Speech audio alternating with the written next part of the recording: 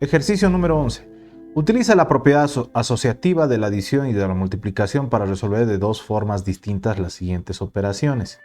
¿No? En este caso, por ejemplo, podemos ver lo siguiente, ¿no? En el ejercicio número A. Cosas que tenemos que saber previas a esta es lo siguiente. Por ejemplo, si yo tengo más por más es igual a más. Si tengo menos por menos es igual a más. Si tengo más por menos es igual a menos. Y si tengo menos por más también es menos. Algo que te puede ayudar para poder tal vez memorizarte esto. No tal vez memorizarse, pero que te va a ayudar, digamos, a poder guiarte, ese es el término, es que signos iguales que estén multiplicados siempre te va a dar un positivo. Signos iguales que estén multiplicados siempre va a dar positivo. Lo cual no pasa con los que son distintos. Por ejemplo, en este caso, signos distintos que estén multiplicados siempre te va a dar un número siempre te va a dar un signo negativo. Acá lo propio, signos distintos multiplicados te va a dar un negativo, ¿no?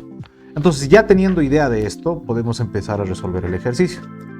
A ver, en matemáticas hay cosas que están presentes pero no se ven. Por ejemplo, delante de este menos 3, acá se sobreentiende que es un más. No se escribe porque se sobreentiende. Ahora acá podemos hacer lo siguiente. Más por menos me va a dar menos. Menos 3. Más por más me va a dar más 18. Y más por menos me va a dar menos. Podemos empezar haciendo las operaciones acá, es esta parejita. En este caso tenemos menos 3 más 18.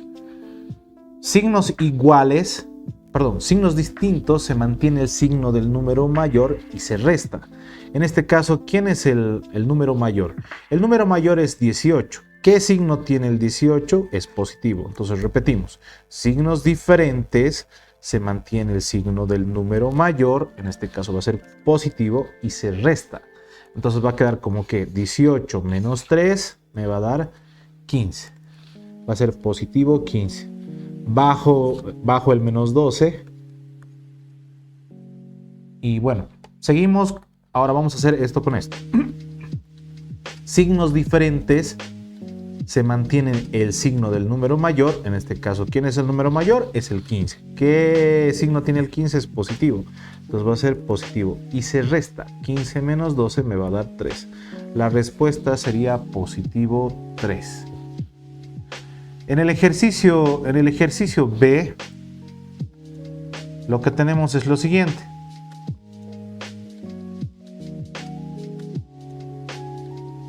En el ejercicio B tenemos lo siguiente. Acá tenemos puras multiplicaciones, ¿no? Entonces lo que hacemos es, primero, multiplicar signos.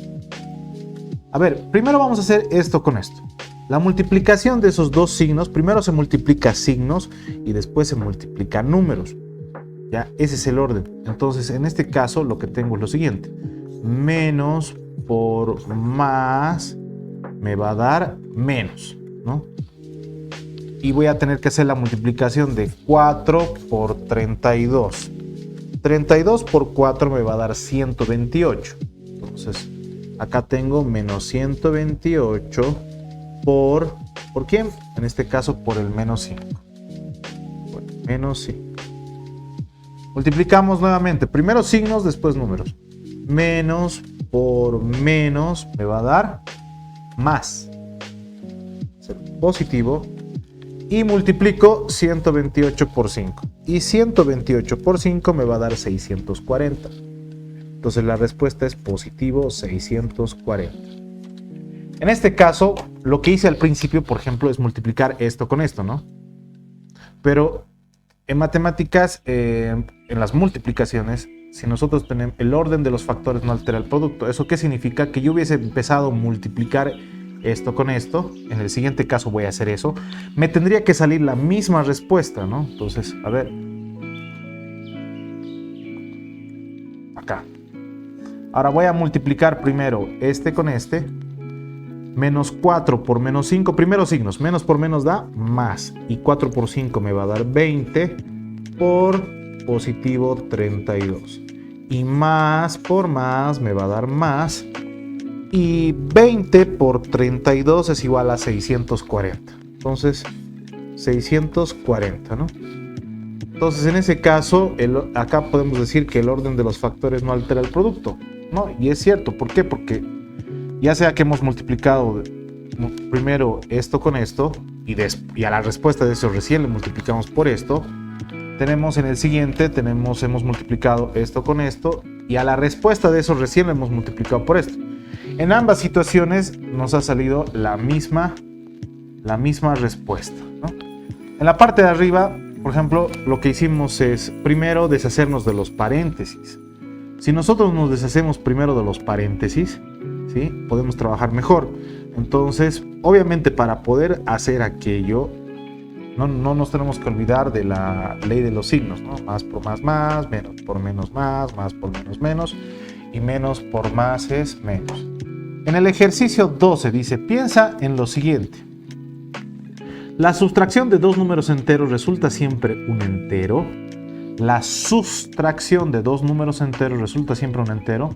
Veamos, lo mejor es siempre darnos ejemplos, ¿no? En este caso, por ejemplo, si yo digo, por ejemplo, 2 más 5, estamos, ¿no?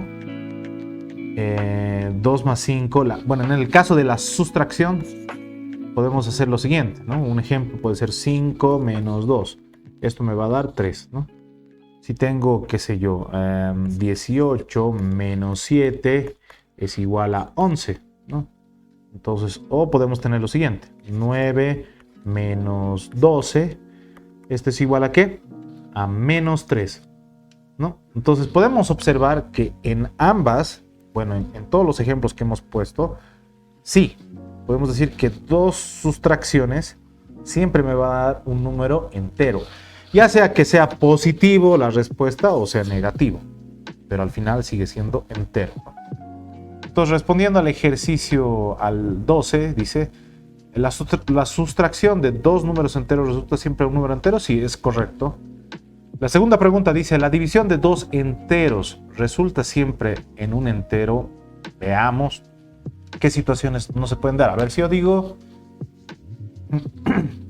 10 dividido entre 5, la respuesta es 2, porque 2 por 5 es 10, al 10 es 0.